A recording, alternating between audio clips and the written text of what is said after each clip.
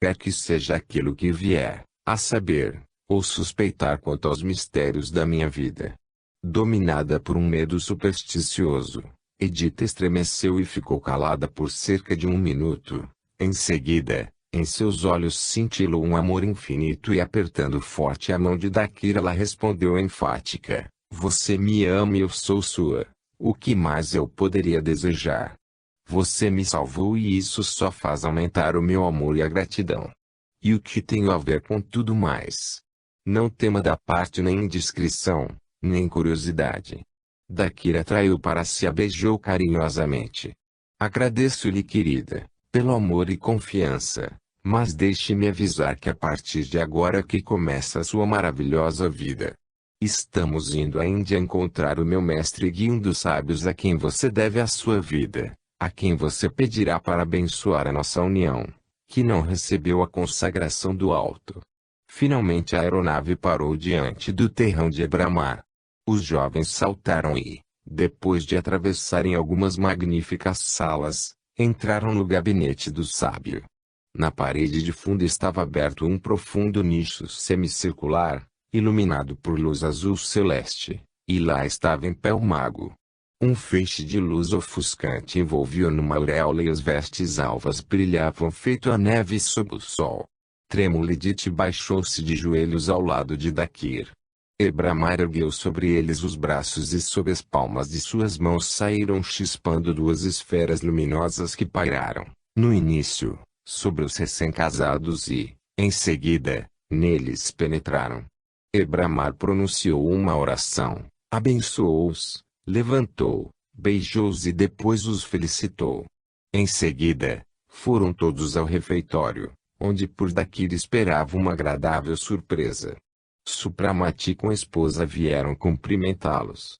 Olga contou animada com ela já se estava preparando para dormir, quando entrou de repente o marido e lhe propôs viajarem para felicitar Dakir. Ebramar está nos convidando, disse ele. No mesmo instante, surgiu um largo facho de luz e no chão formou-se um triângulo vermelho. Nós entramos nele. Supramati me envolveu com sua capa branca. Não sei como, nós viemos parar aqui. Que viagem maravilhosa, não é verdade?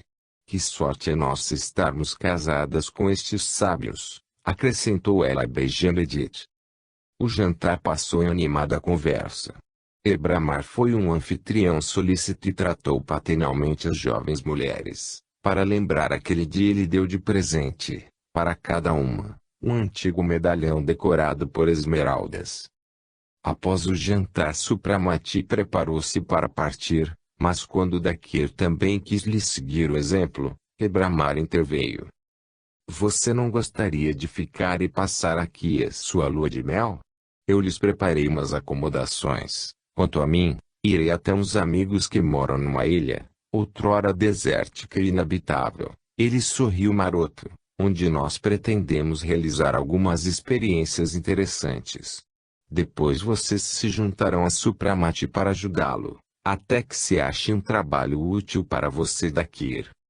Edith ficou empolgada e agradeceu calorosamente a Ebramar, que os levou aos aposentos luxuosamente guarnecidos, com uma vista maravilhosa das janelas para o jardim e montanhas. Inundado pelo luar, o panorama era feérico. No silêncio profundo do palácio mágico, Dakir e Edith passaram algumas semanas de felicidade despreocupada. Apesar de sua longa vida, Dakir nunca havia desfrutado as alegrias de um lar, da felicidade silenciosa de um amor verdadeiro. A paixão impetuosa e ilimitada de Edith acalorou e amoleceu o coração do sábio, tão jovem de corpo e velho de alma. Ele se afeiçoou fortemente à delicada e encantadora mulher, lia nos olhos dela os minores desejos e, ao mesmo tempo, trabalhava energicamente sobre o desenvolvimento da mente e aquisição de conhecimentos, para que dele, ela se aproximasse espiritualmente. Foi contra a vontade que eles abandonaram a Índia e foram fixar residência em Kisargrado, numa mansão preparada para eles por Supramati. Após se instalarem, Dakir começou a ajudar Supramati nas palestras, que continuaram a atrair público, e na direção da escola esotérica, que já contava com cerca de 300 alunos. É pouco para uma população de alguns milhões, mas, pelo menos, são pessoas sérias, com as quais se pode contar. As reuniões de Olga também deram frutos. No início, é claro, a amazona recém-convertida era ridicularizada por professar virtudes familiares, superstições e crendices do passado, supostamente eliminados e tão impossíveis nos tempos modernos, quanto o retorno ao passado. Entretanto, apesar de todas aquelas chicotas, verificou-se haver não poucas mulheres nas quais os princípios morais preconizados pela princesa Supramati encontraram eco. Formou-se um círculo estreito de partidárias de Olga, que aos poucos foi ampliando. Edith começou também a participar ativamente do trabalho das adeptas. Era mais enérgica e mais prática que Olga e, sob a sua influência, o movimento ampliou-se. Suas seguidoras, pondo de lado a injustificada vergonha, tornaram a acreditar em Deus e se voltaram às obrigações de esposas e mães, não se rendendo ao escárnio dos maridos, descrentes da firmeza das novas convicções de suas caras metades inconsequentes. Passou cerca de um ano. Certa noite, Edith estava sozinha no dormitório, aguardando a volta do marido, da casa de Supramati. Era uma noite esplêndida. Sentada junto à janela aberta, ela sonhava contemplando o céu azul escuro, pontilhado de bilhões de estrelas, e aspirando o aroma das rosas que vinha do jardim. Os passos do marido no quarto vizinho tiraram-na da reflexão. Ao entrar, este se aproximou dela apressado. Ele estava pálido e seu belo rosto expressava uma seriedade incomum. "Como você demorou?" disse ela. "Tive de me atrasar", respondeu Dakir, sentando-se ao seu lado depois de beijá-la. "Preciso lhe falar de uma coisa muito importante e pedir-lhe um pequeno sacrifício", prosseguiu ele curvando-se e fitando perscrutadamente os olhos azuis, que olhavam com um amor infinito. "Fale. Não há nada que eu não possa lhe fazer com alegria, a não ser..." Ela empalideceu e silenciou. "A não ser que seja para separarmos." "Não, não, Edith. Não se trata de um sacrifício que seria difícil até para mim. Não é isso. Veja, os meus guias incumbiram-me de uma tarefa. Você não ignora que num futuro próximo desencadearão terríveis hecatombes e, para o bem da humanidade, com o objetivo de salvar aqueles que desejam ser salvos, precisamos ensinar o povo a rezar, infundir o arrependimento nos corações empedernidos, expor às pessoas que o único caminho à salvação é a misericórdia do Criador. A missão de Supramati é com a camada de classes mais ricas, a minha é entre o povo humilde, mas para conquistar a confiança de um pobre e fazê-lo me ouvir, devo ser pobre e humilde como ele. Nenhum deles acreditaria num nobre milionário. E assim, minha querida, você abraçaria comigo esta causa difícil. Abandonaria o palácio com seu luxo habitual, passando a viver comigo num casebre pobre, assistindo os deserdados e enfermos, consolando os moribundos e amparando os pobres de espírito. Teria você coragem suficiente de descer comigo às furnas da miséria, vícios e descrença, para socorrer a repelente turba miserável pela palavra e ações?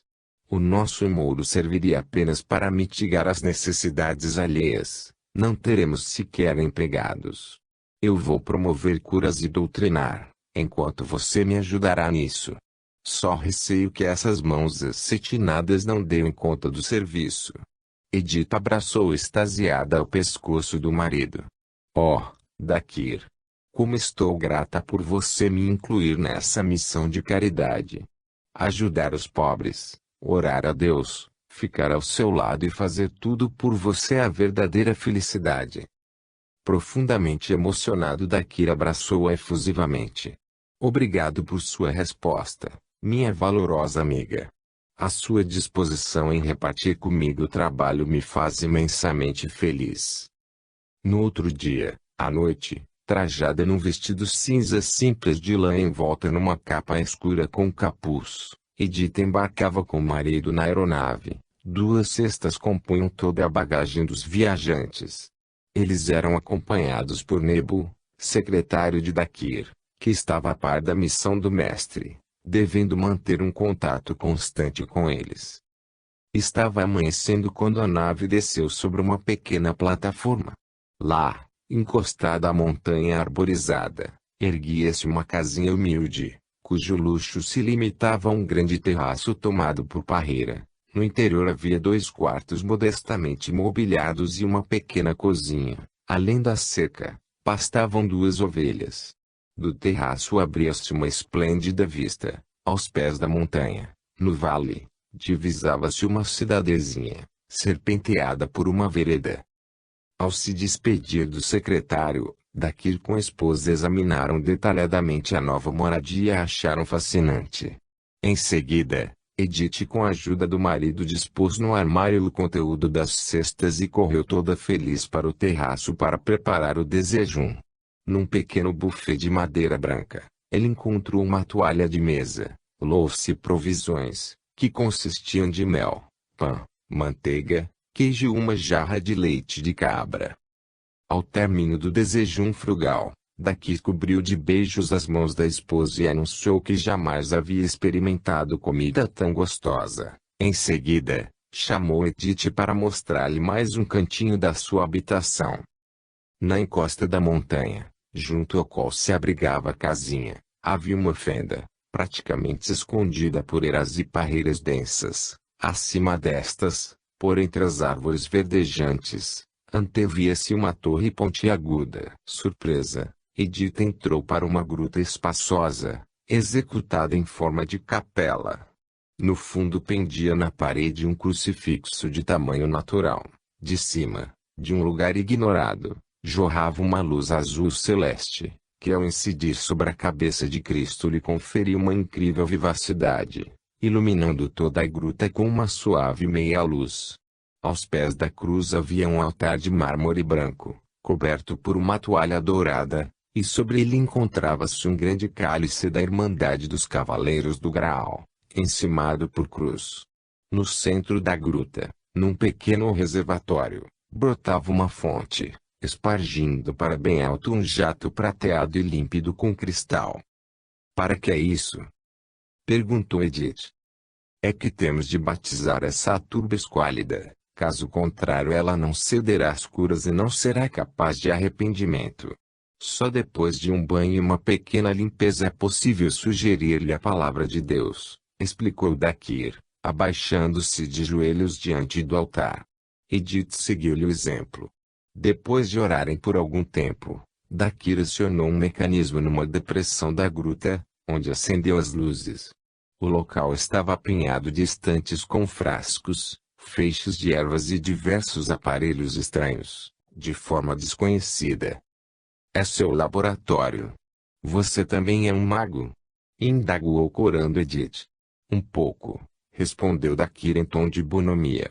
Depois eles se sentaram num banco ao lado da casa e contemplaram, conversando, a vista alegre que se abria diante deles. Ao longe, embaixo, serpenteava em faixa prateada ao rio, em fita sinuosa, o caminho descia da montanha para o vale, passando perto da casa. Dakir apontou para ele com a mão. "Vamos esperar que esse caminho leve até nós os enfermos de corpo e alma. Amanhã, ao alvorecer, precisaremos benzer a capela." No dia seguinte, Dakir vestiu uma longa túnica branca de lã, pendurou no pescoço a cruz de ouro e, acompanhado de Edith, também de vestes brancas, foi para a capela. Enquanto o mago lia a oração aspergindo o altar, as paredes e o reservatório, Edith acendeu 7 trípodes, jogou nelas as ervas e os pós aromáticos, uma mistura de óleo de rosas, sândalo, mirra, bálsamo peruano e outras substâncias. O aroma invadiu a gruta e no mesmo instante tilintou um sininho cujo som apelativo se propagou em volta, para longe. Neste ínterim, pelo caminho da montanha subia vagarosamente uma velha com uma criança no colo, acompanhada por um homem ainda jovem, mas magro e curvado, aparentemente tísico. Ele se apoiava num pau e um forte acesso de tosse o estava sufocando. Ofegante, era obrigado a parar a toda hora. A criança de uns 3 anos de idade parecia moribunda e seu corpinho magro estremecia convulsivamente. Já próximo da casa de Dakir, o homem parou e enxugou o suro que lhe escorria da testa. Não posso mais. Estou cansado, disse ele. Olhe um banco perto da casa. Descanse, sugeriu a velha, e ambos se sentaram, tentando distinguir de onde vinha o tilintar do sino. De onde vem esse som? Não vejo nenhuma igreja ou capela, observou o homem. E esta casa eu também nunca vi. Quando nós fomos à clínica pela última vez, pelo que eu me lembre, ela não estava aqui. Provavelmente acabaram de construí-la, aventou a mulher. Olhe lá saindo um homem com uma mulher. Deve ser algum sacerdote, ele tem uma cruz no pescoço. A mulher parece ser boa. Vou lhe pedir um pouco de água para beber, disse em meia voz um homem. Mas, antes que ele pudesse se levantar, Dakir e Edith, que saiam da capela, se aproximaram do banco.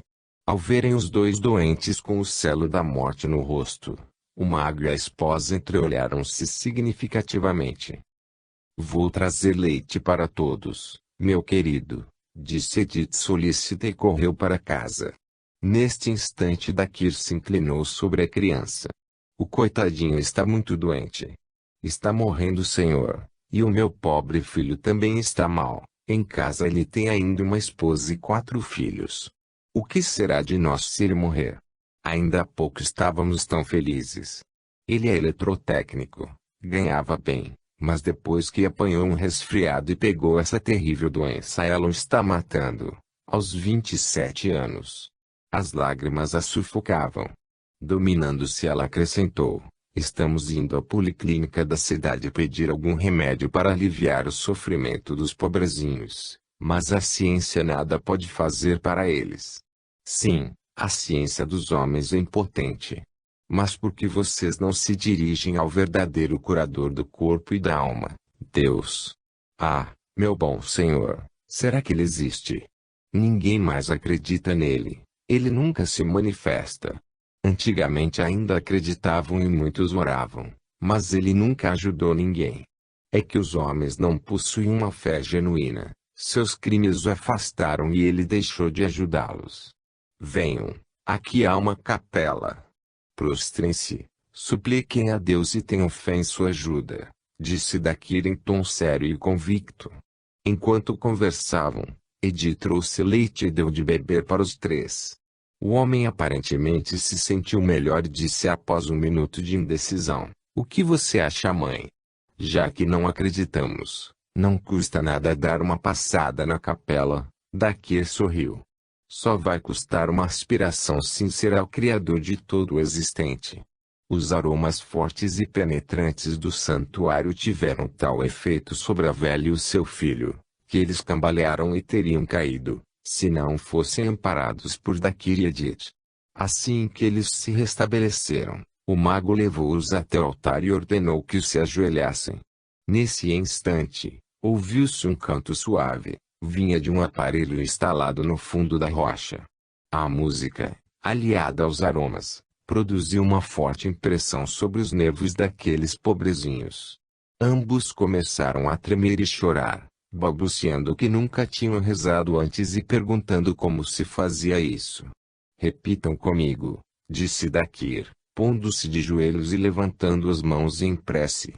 Deus Todo-Poderoso e Clemente, Pai de todas as criaturas suas, não nos deixe desafortunados sem sua graça. Ninguém nos ensinou a orar usufruir desta grande dádiva, desta aspiração da alma que nos une com o Pai Celeste.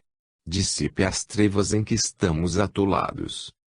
Enquanto ele falava, a criança soergue-se nos braços da avó. Seus olhos antes embaçados arregalaram-se e brilharam surpresos. Subitamente, ela esticou os bracinhos magros em direção à imagem do Redentor e exclamou em voz alta: olhe que bonito, vejam, o reino de Deus está aberto às crianças. Ela enxerga a beleza celestial, disse Dakir. Atônitos e emocionados, a mãe com o filho começaram a orar ardorosamente, repetindo: tenha piedade de nós, ó Deus, por sua graça, por sua generosidade. Dakir pegou a criança, despiu-a e mergulhou no reservatório. Tirada da água, esta parecia sem sentidos, mas sem dar atenção ao fato. O mago passou a Edith, impôs as mãos sobre a cabecinha e o peito. Depois pegou o cálice, enquanto Edith, ajoelhada, ergueu-a. Dakir colocou em sua boca algumas gotas de um líquido púrpuro do cálice, depois a cobriu com o manto dourado que pegou do altar, e mergulhou-se de uma prece fervorosa. Iniciou-se um profundo silêncio, apenas quebrado por uma leve vibração harmônica. O pai e a avó emudeceram impressionados, sem acreditarem no que viam. Um rubor suave substituiu a palidez cadavérica da criança. A cabecinha que antes pendia de fraqueza se endireitou, a boca semi-aberta sorria alegremente, tornou-se rosa e viçosa. A criança estendeu as mãos em direção à avó e disse: estou com fome, quero comer. Edita a beijou e a devolveu à sua avó. Vamos, querida, colocaremos nele uma roupinha limpa e depois o alimentaremos, disse ela alegre. Dakir abençoou a criança e colocou-lhe no pescoço uma corrente com uma cruz de ouro. Quando as duas mulheres saíram, o homem jogou-se de repente aos pés de Dakir. O Senhor deve ser um santo. Agora eu sei que Deus existe e o seu poder é imensurável. Ó, salve-me também, o suplicou em prantos. Não passo de um pecador, apenas sirvo de intermediador do Pai Celestial. O salvamento parte dele. Ponha-se de joelhos ali, ele apontou para a cruz, e confesse em voz alta os seus pecados e as faltas. Arrependa-se e tome uma decisão firme de começar uma vida nova. Só assim você será digno de obter a graça divina. Em meio a forte emoção espiritual, ele prostrou-se de joelhos e em voz trêmula iniciou a confissão. Apesar da pouca idade, tinha praticado muitos atos sórdidos e desonestos. Quando silenciou, Dakir lhe pôs a mão sobre a cabeça e disse: o seu arrependimento é sincero, assim como a vontade de viver segundo a lei de Deus. Receba, pois, a saúde do corpo para manter a saúde espiritual. Agora, mergulhe-se por 3 vezes nessa água, tão inesgotável quanto a graça divina que acabou de descer sobre você. Assim que o enfermo entrou na água, acima deste cintilou a cruz e de seu corpo começou a se desprender, em colunas densas, um vapor negro, dissipando-se no alto. Depois, Supramati deu-lhe roupas limpas, colocou-lhe no pescoço um crucifixo, deu-lhe de beber do cálice, instruindo-lhe a viver honestamente e a orar a Deus, caso não quisesse que a doença voltasse. Chorando de felicidade, este anunciou que estava se sentindo renascido. Ele respirava livremente. A dor no peito cessou. Uma nova força de vida corria por suas veias. As costas encurvadas se endireitaram. Ó, Deus misericordioso, você existe. E nós não o sabíamos. Terei fé em você, venerando-o até o fim dos meus dias. Humildemente ele agradeceu a Dakir e pediu-lhe a permissão de visitar a capela para instruir-se na fé. Não só pode como deve. Sua alma precisa ser fortalecida neste local sagrado, respondeu o mago. O mago deu-lhe um livro sobre os bons preceitos e ensinou-lhe a antiga oração, sempre atual, graças à força misteriosa que ela inseria: Pai Nosso. Ao ver a mudança maravilhosa ocorrida com o filho, a velha mal se continha de felicidade e suplicou a Dakir para indicar o caminho ao Ser Infinito, o verdadeiro provedor da vida. Dakir realizou-lhe o desejo. Ela benzeu com a água, colocou-lhe uma cruz no pescoço e deu-lhe de beber do cálice. O seguir, fizeram a última refeição de agradecimento e os 3 afortunados dirigiram-se de volta para casa, decididos a transmitir a todos os sofredores que existe o bom Deus, Todo-Poderoso, para aqueles que com piedade e fé a ele se dirigem. Dakir e Edith sentaram-se no banco e acompanharam com os olhos os recém-convertidos. O primeiro passo foi feito, observou sorrindo Dakir. Agora vem avalanches de multidões, pois os infortúnios e sofrimentos são os melhores meios de levar os homens para o verdadeiro caminho da fé. Capítulo 23. As previsões de Dakir logo se confirmaram. De todos os cantos começaram a confluir doentes, inválidos, cegos. Mal rompia o dia, o povo se arrastava em fila pelo caminho de sua casa. A tarefa tornava-se pesada, entretanto Dakir com a esposa pareciam incansáveis, trabalhando com fervor e entusiasmo para a multiplicação do exército de Cristo. Dakir curava não só o corpo, mas também a alma. Edith consolava, apoiava, assistia aos enfermos, estendendo suas atividades para outras regiões. Nenhum tipo de miséria ou doença, por mais repugnante que fosse, a assustava. Ao contrário, mais caros para ela eram justamente os mais infortunados e os mais enraizados nos vícios. Quando um desses partia curado com a alma renovada, o coração da divina Edith se enchia de alegria. À tardezinha as portas da casa finalmente se cerravam e Dakir, exausto pelo esforço da concentração durante longas horas, deixava-se cair na cadeira. Edith lhe servia um jantar apetitoso e com a sua conversa, bom humor e frequentes observações espirituosas, elevava-lhe o ânimo, talvez melhor que os preparados mágicos enviados para ele por Ebramar. Certa noite, sensibilizado com aquela devoção, ele a abraçou reconhecido. Não sei como agradecer a Deus por esta dádiva maravilhosa que é você, minha dócil e valorosa amiga, disse Dakir beijando a esposa. Nunca vejo desanimar, ficar descontente ou triste. Você está sempre sorrindo e disposta a apoiar-me com uma palavra amiga. Você é de fato a minha alegria e esteio. Suas palavras são a melhor recompensa pelo pouco que faço, devolveu Edith, corando de felicidade e beijando-o carinhosamente. Certo dia, quando a afluência de doentes foi menor que o de costume e o casal terminava o frugal jantar, Dakir disse todo feliz. Sabe, Edith, precisamos ir felicitar Supramati com o nascimento de seu filho. Você não gostaria de ver o Maguinho? É claro que sim. Gosto muito de seu irmão e de Olga. Mas será que podemos nos ausentar? Disseram que amanhã virá muita gente. Não precisamos sair, podemos cumprimentá-los daqui. Ao notar o espanto de Edith, ele acrescentou rindo, vamos ao meu laboratório. Eu não lhe disse que também sou um pouco mago? Dakir se pôs diante do espelho, descortinou e ergueu o bastão pronunciando a devida fórmula. A superfície especular tornou-se cinzenta e um vapor denso desprendeu-se do quadro, por trás do qual pareciam fervilhar em ondas espumosas. Subitamente um raio brilhante recortou em zigue-zague a massa brumosa, como que rasgando uma corina nevoenta, e diante dele se divisou o dormitório de Olga. A jovem mãe dormia profundamente. À sombra do cortinado de renda, o seu encantador rostinho parecia extremamente pálido. Aos pés da cama estava um berço, vazio naquele minuto, e um pouco adiante, junto da mesa, estava Supramati, pálido e compenetrado, do escrino que acabara de abrir. Ele retirou um pequeno frasco com rolha de ouro, e dele transferiu para a colher uma gota de líquido. Ao seu lado estava uma mulher de feições graves, segurando no travesseiro uma criança dormindo, envolta em luz azul celeste.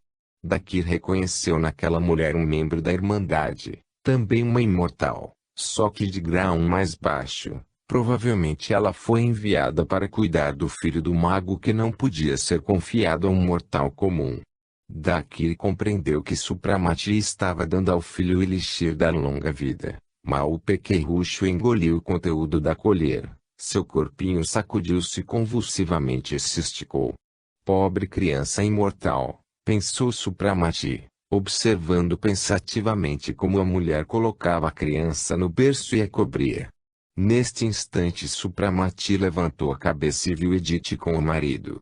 Aceite os nossos cumprimentos, irmão, disse Dakir, E transmita à sua esposa os nossos melhores votos. Obrigado, irmãos.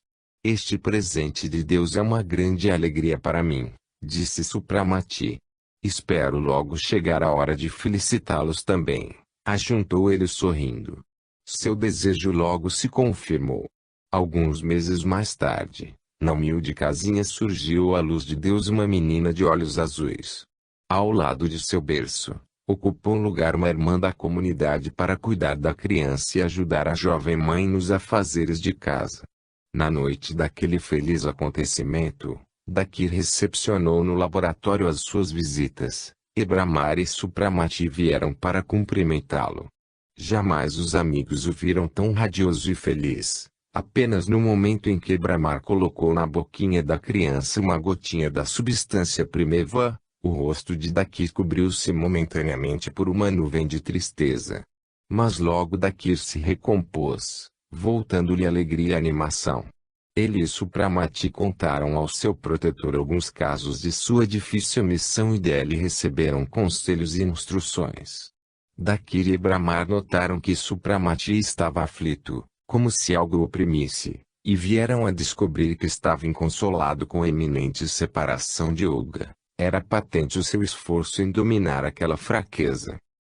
Após o nascimento da filha, a iluminar-lhes a humilde morada, Dakir e Edi recomeçaram com novo ardor o trabalho coroado por crescentes êxitos.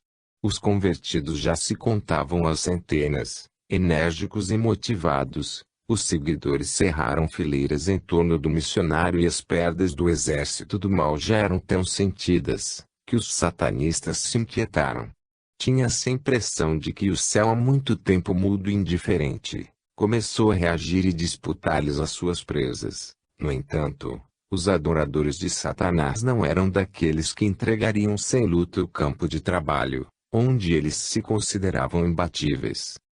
Para motivar a reação de seus partidários, os satanistas programavam festejos noturnos, com cabas dos mais desavergonhados, onde se distribuía, a rodo, muito ouro, vinho e demais regalos. Todos os instintos vis dos homens eram excitados até o frenesi. Nas ruas acendiam-se trípodes com defumações maléficas. Os luciferianos andavam nus, difundindo aromas que estimulavam a concupiscência, ou arrastavam as pessoas aos covis satânicos, onde se materializavam as larvas e outros espíritos impuros e realizavam-se orgias inéditas. Os luciferianos, não sem motivo, esperavam que tudo que é fraco de espírito caísse em suas redes. Houve até casos de fanáticos que em seu ódio a Dakir tentaram assassiná-lo. Tais intentos, contudo, malogravam-se tão logo os assassinos transpunham a porta do mago. Eles caíam fulminados por apoplexia. A repetição destas mortes desestimulou outros atentados e aumentou ainda mais o ódio dos satanistas. Não muito longe da casa de Dakir, na confluência de dois grandes rios, localizava-se uma grande cidade densamente povoada, onde havia uma antiga catedral há muito tempo vazia, e que se preservara somente devido à sua curiosidade histórica. A partir do momento em que na província houve uma virada para a religião, uma pequena comunidade de cristãos adquiriu junto ao governo o monumento da antiga fé e nele restabeleceu a realização de ofícios. Isto enfureceu os satanistas e eles decidiram destruir a velha edificação, não sem antes profaná-la com a realização de um ritual satânico. Para esse fascinante empreendimento se juntaram os sequazes das diferentes setas que professavam o mal, e, certa noite, uma turba de milhares de fanáticos cercou a catedral. Como antes já tivesse havido algumas tentativas de incendiar a igreja, os fiéis vinham-na protegendo ciosamente, e alguns sacerdotes se revezavam na sua vigilância 24 horas por dia. Mas o número dos defensores era por demais pequeno para opor resistência àquele agrupamento. A igreja foi tomada. Os seus guardiões mortos e os inimigos de Deus invadiram o local sagrado. Sobre o altar profanado entronizou-se o ídolo Bafonete, e o local, onde antes se ouviam cânticos religiosos e orações fervorosas, Encheu-se de alarido e gritos despodorados de orgias sobre os fragmentos dos ícones, estátuas sagradas quebradas e lápides sepulcrais. Entorpecido de luxúria e cheio de ódio ao Criador, um dos chefes dos luciferianos galgou o púlpito e, soltando torrentes de blasfêmias, dirigiu-se sacrílego a Deus. Se você existir, mostre-nos então a sua força, vociferava em tom de desafio. Mas eu sei que você permanecerá calado como sempre, pois não passa de um personagem de conto de carochinha, inventado para enganar incrédulos imbecis. Chegou a hora de libertar a humanidade dessa grande empulhação. O sacrílego não contava que dessa vez as forças celestiais aceitassem o desafio satânico. O dia que sobreveio aquela terrível noite amanheceu cinzento. Nuvens escuras cobriam o céu, o ar estava pesado, denso, e algo de sinistro pairava no ar. Consternados pela profanação do templo, alguns fiéis correram até a casa de Dakir para lhe narrar o ocorrido. Este não pareceu ficar surpreso e ordenou que todos os fiéis, sem exceção, se reunissem à noite junto a uma velha igrejinha nos arredores da cidade, para onde ele mais tarde com Edith. Precisaremos orar muito hoje, esta noite, acrescentou ele. Inebriados com a vitória, os satanistas prosseguiram suas orgias por todo o dia. Para a noite, eles marcaram uma solenidade ainda mais grandiosa que a anterior. A asquerosa turba ébria, de pessoas nuas, encheu o enorme templo. Gritos e cantos obscenos ouviam-se até nas ruas. Ninguém, entretanto, atentou para a mortalha negra, como fuligem, que começava a cobrir o céu, nem para um barulho ensurdecedor que prenunciava uma tempestade. E, subitamente, com fúria inaudita, um furacão desencadeou-se. Os rolares de trovões sucediam-se sem cessar. A terra tremia e os relâmpagos cintilantes sulcavam o céu em todas as direções, enquanto sobre o templo profanado parecia subir uma coluna ígnea. Finalmente, desabou uma chuva torrencial. Rajadas tempestuosas de vento derrubavam postes elétricos, arrancavam árvores com as raízes. As águas de ambos os rios saíram dos leitos e inundaram a cidade dos dois lados. Aos urros, rolavam pelas ruas as ondas espumosas e crespas, destruindo tudo em seu caminho. A escuridão absoluta aumentava ainda mais o terror causado pelos elementos desencadeados. Somente uma coluna de fogo acima da catedral, e que aos poucos foi tomando a forma de uma cruz, iluminava em púrpura o quadro sinistro da destruição. Um pânico assomou de toda a população. Pessoas corriam desenfreadas pelas ruas, uns tentando fugir para locais altos, mas o furacão arremessava-os de volta para a água, aonde eles iam se afogando. Outros subiam nos telhados, de onde eram varridos feitos serragem.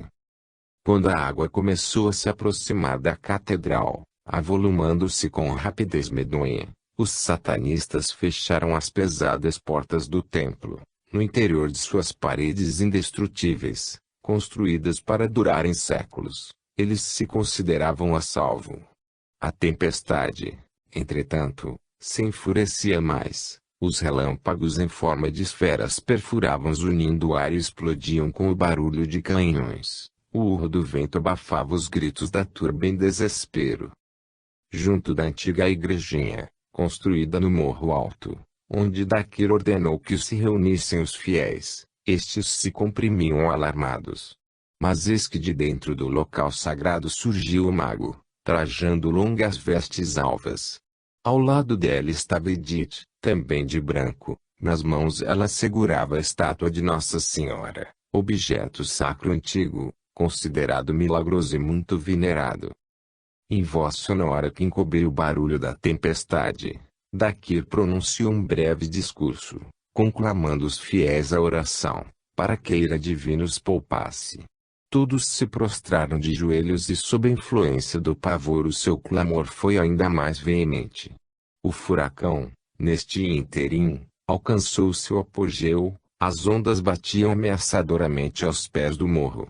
Então Dakir voltou-se para a multidão genuflexa, Os cânticos sagrados silenciaram e a voz do mago chegou até as últimas fileiras.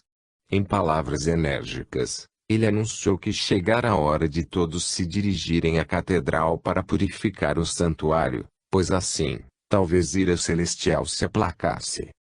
Que me sigam os mais corajosos, que nutrem uma fé inabalável na graça de Deus, pois os covardes, os que duvidam e os fracos de espírito que pereçam.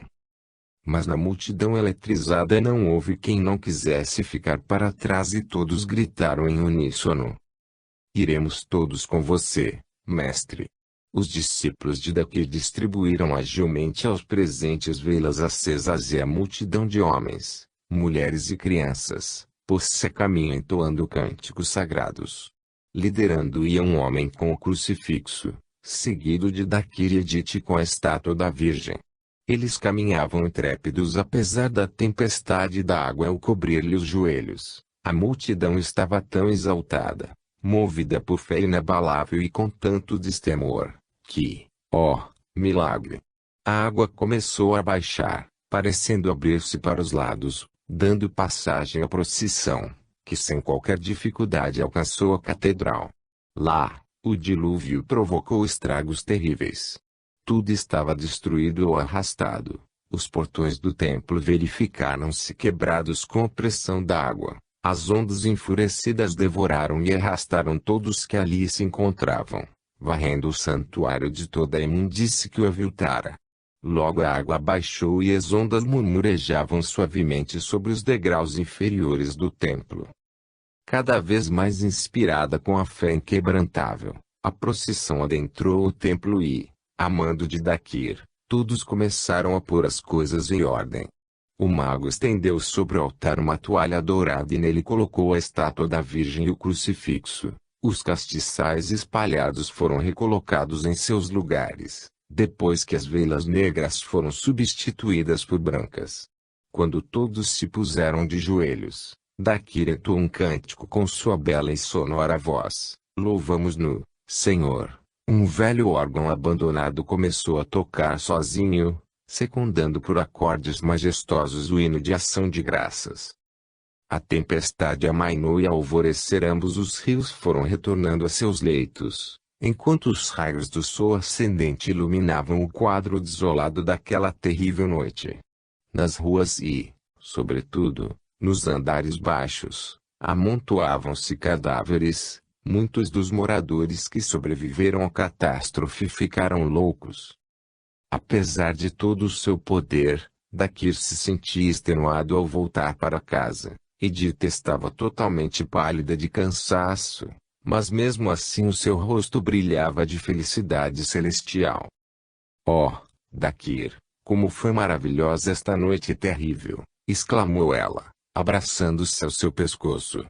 Jamais senti tão forte a presença de Deus e a força do bem a triunfar sobre o mal. E você, então, meu querido? Eu estava prestes a orar-lhe de joelhos ao ver os fachos de luz que de você se desprendiam, a vinda dos exércitos de espíritos a você submissos, ao contemplar como você comandava as forças da natureza e como sua vontade fazia dardejar milhares de faíscas elétricas sobre aquela multidão, sugerindo-lhes a coragem de segui-lo. Que espetáculo divino assistir à luz absorvendo as trevas! Agradeço a Deus por essa graça inédita que me foi concedida, a de ficar ao seu lado. Dakir abraçou-a carinhosamente. Não superestime os meus parcos conhecimentos, nem diminua o seu próprio valor. Agradeço-lhe por sua coragem, que me deu liberdade de ação. Eu senti que não estava sozinho naqueles minutos angustiantes e que um coração que me ama compartilhava comigo o triunfo alcançado. A terrível desgraça que abateu sobre a cidade e as circunvizinhanças chocou a todos. Um efeito não menos eficaz foi alcançado pela predição de Dakir, feita alguns dias depois na catedral. Analisando o acontecimento, ele anunciou que aquilo era apenas o começo da punição do céu, que, afrontado com o acúmulo do mal, infligiu a seus difamadores, por ousarem desafiar o Senhor do Universo. Estas palavras causaram um grande rebuliço na população.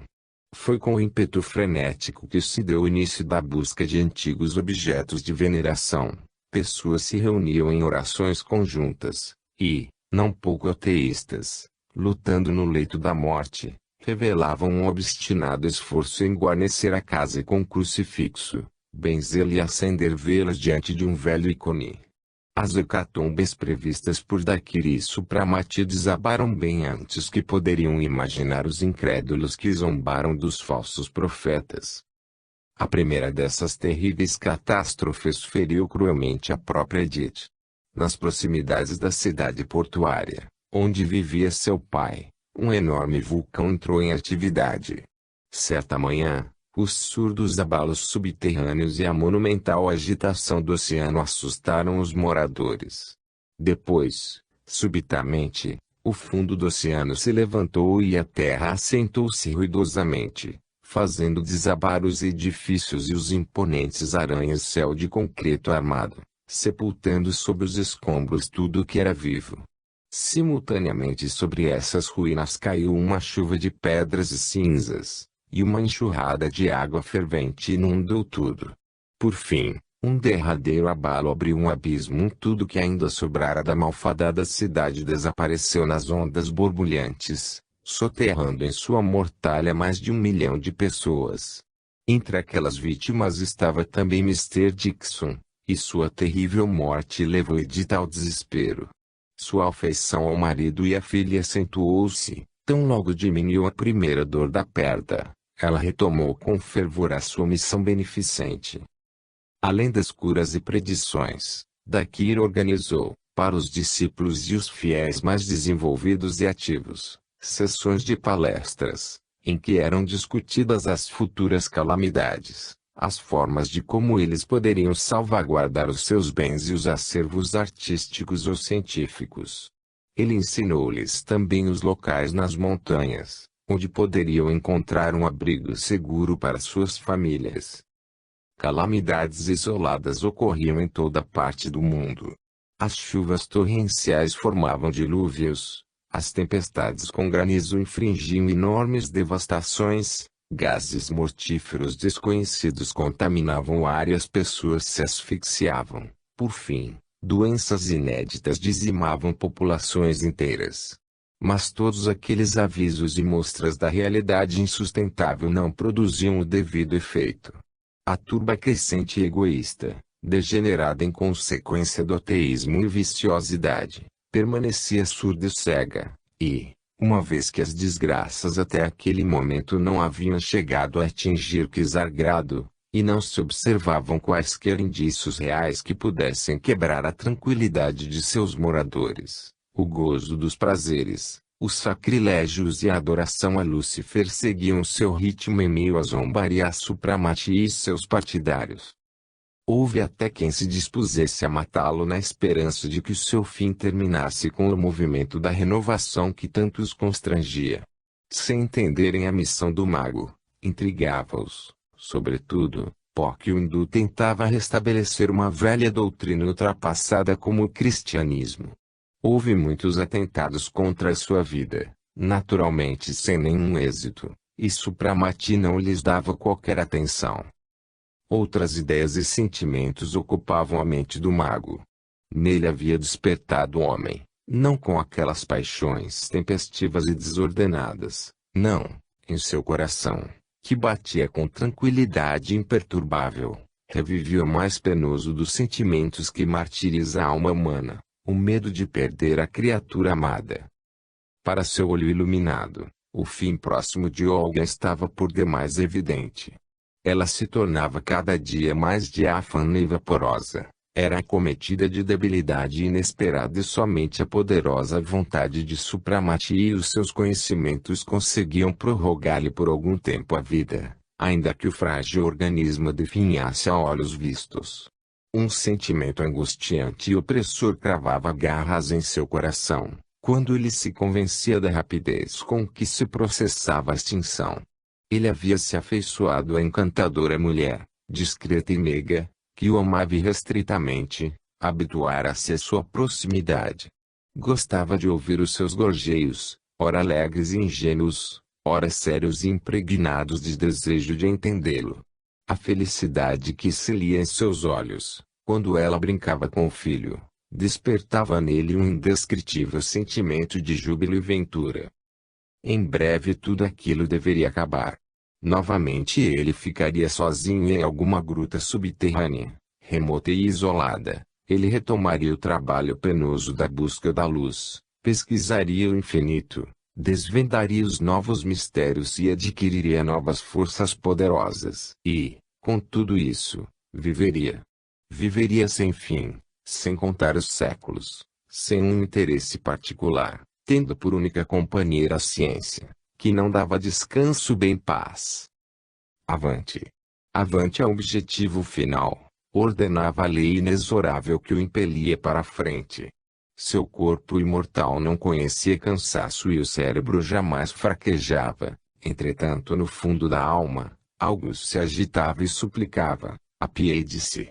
Devolva-me as faculdades humanas, com as suas fraquezas, alegrias e tristezas. E nestes minutos ele sentia subitamente um vazio, semelhante a um sorvedouro sombrio. Certa noite Supramati estava sozinho, soturno e preocupado, em seu gabinete. Ele relembrava o acesso matutino da fraqueza de Olga, mais prolongado que o de costume. Os pensamentos sombrios dilaceravam-no. De repente até ele chegou uma voz longínqua. Não procure o que é impossível de achar, não chore por aquilo que desapareceu para sempre. A alma do mago deve aspirar somente à luz da perfeição, e o seu coração deve permitir acesso a todos os sentimentos, menos ao da fraqueza. Supramati passou a mão pela testa e empertigou-se.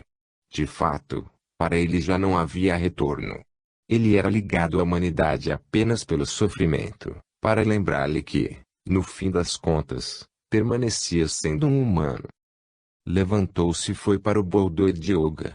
O quarto estava vazio, mas, levantando o reposteiro do dormitório, Supramati se deteve na soleira e com um olhar anuviado de tristeza olhou para a esposa, parada de joelhos junto ao berço. Ela parecia ter a mesma cor que o seu peignoir branco rendado. Sua cabeça pendia baixo sobre a criança adormecida. Seus olhos, expressando um indescritível amor, estavam pregados a ela e lágrimas graúdas rolavam-lhe pelas faces, caindo sobre o coberto de seda. Os pensamentos que vagavam na cabeça expressavam o pavor da morte se aproximando e da angústia da separação da pessoa amada e do filho. Dó e compaixão comprimiram o coração de Supramati. Seu olhar passeou distraído pelo luxuoso quarto e deteve-se na porta escancarada do terraço. A lua tinha acabado de subir e inundava o recinto com luar prateado. Do jardim vinha o aroma de rosas e jasmins. Diante dele estava um panorama de profunda paz e felicidade límpida, maravilhosa. A ideia de separar-se de tudo aquilo podia realmente despertar um sentimento de agonia, de pena até, na alma límpida do mago, mas Supramati não queria ser fraco. Aproximando-se da jovem esposa, ele a levantou e levou para o terraço, onde a fez sentar ao seu lado num pequeno sofá mácio. Daquela altura, diante deles se abria um panorama feérico, iluminado pelo luar misterioso. Aos pés deles, avistavam-se os jardins com os chafarizes cintilantes, estátuas, arbustos florescentes. Ao longe reverberava o chifre de ouro. Meu Deus! Como tudo é maravilhoso, como sou feliz é! Entretanto, deverei morrer. Eu sei, Ebramar me antecipou que por uma bem-aventurança, tão breve como um segundo, eu deverei pagar com a vida. Mas como é cruel esta terrível condição! Caindo subitamente de joelhos, ela se abraçou a Supramati. Eu não quero me separar de você e de nosso filhinho. A vida é tão maravilhosa que eu quero viver e viver. Tenha piedade, Supramati, deixe-me viver. Supramati se sentiu o próprio carrasco e uma dilacerante angústia comprimiu-lhe o coração. Dispondo da fonte de longa vida e tendo recompensado com ela muitas pessoas, a ele indiferentes, ele era obrigado a negá-la ao ser amado. que lhe suplicava a sua jovem vida. Jamais antes, como naquele minuto, ele sentira em si o peso da provação assumida e todo o seu profundo significado. Os sofrimentos daquele minuto eram uma paga por sua vida no mundo, por seu contato com os homens. Todos aqueles bilhões de seres que cruzaram de relance a terra depositaram no altar da morte tudo que lhes era caro e próximo. Tiveram de sofrer tanto por eles mesmos, como por seus entes queridos, a terrível lei da destruição. Então porque ele, chamado para ser regente e mestre dos povos infantes, teria direito a uma exceção. Por quê? Porque a lei, que existe equitativamente para todos, deveria ser revogada só porque ele estava amando. Não apesar do seu poder, ele deveria suportar a provação e se igualar, no sentido amplo da palavra, a todos os seres humanos. E seria a imortalidade realmente uma dádiva para a jovem mulher, na alma da qual não havia espaço para nada mais além do amor por ele. Ela ainda não estava preparada para a iluminação, isso ele não ignorava, e o que aconteceria a ela, sem ele, naquela vida infinita, tal qual uma flor sem água? Ela teria de suportar milhares de mortes. Tais pensamentos perpassaram sua mente. Curvando-se sobre Olga, ele a levantou e novamente a fez sentar-se ao seu lado. Este momento, minha querida, é o mais difícil em minha vida, iniciou ele perturbado, mas chegou a hora de uma explicação séria. Como você sabe, estou fazendo uma rápida visita neste mundo. Eu vivo em função da ciência e as condições de minha existência obrigam-me a ficar na paz e isolamento, distante dos homens. Eu não posso modificar este meu estado essencial de existência, sendo assim, a nossa separação é inevitável. Além disso, eu encaro a morte sob outro ponto de vista, não a temo, porque conheço os seus mistérios. Somente um criminoso pode tremer diante da morte, pois com a destruição da vida acaba a sua impunidade. Para você, entretanto, inocente e pura, a morte nada mais é que uma passagem a um estado mais elevado, e nem a nossa separação será total, já que os meus olhos enxergam o invisível, e a sua alma, feita uma borboleta, irá deixar perto de mim. Mas você é tão jovem, que a separação à vida é um sacrifício por demais duro. Então ouça o que eu vou dizer e depois faça a sua escolha. De meus mentores eu posso obter uma permissão para lhe dar uma vida muito longa, mas sem mim, pois o que a faz se consumir é justamente a sua união comigo. Além disso, está chegando a hora em que devo voltar ao isolamento para dedicar-me à ciência. Entretanto, o seu futuro será mais garantido, pois lhe legarei riquezas imperiais. E a viúva de Supramati bastará apenas levantar um dedo para formar uma nova família. Você poderá casar-se de novo e ter seus filhos, enquanto o nosso ficará com você até 7 anos, depois ele terá de ser educado entre os adeptos. Olga ouvia pálida e com os olhos arregalados. De súbito ela ruborizou. Será que eu entendi bem?